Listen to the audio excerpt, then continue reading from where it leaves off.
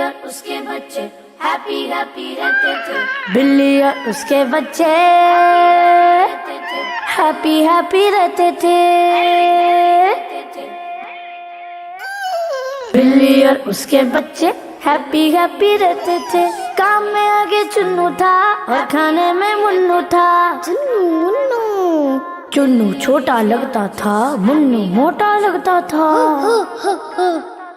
एक दिन बिल्ली ने बोला केक बनाते हैं बेटा। मुन्नू ने बस ये बोला केक तो मैं भी खाऊंगा।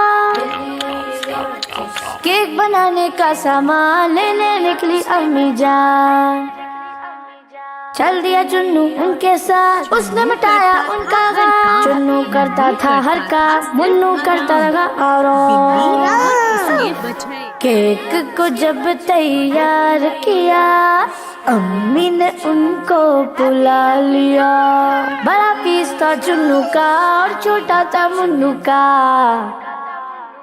मुन्नू बोला ये क्या है, मेरा पीस तो छोटा है। अम्मी ने बोला ये साफ बेटा यही तो है इंसाफ। चुन्नू ने सारा काम किया, तुमने तो बस आराम किया।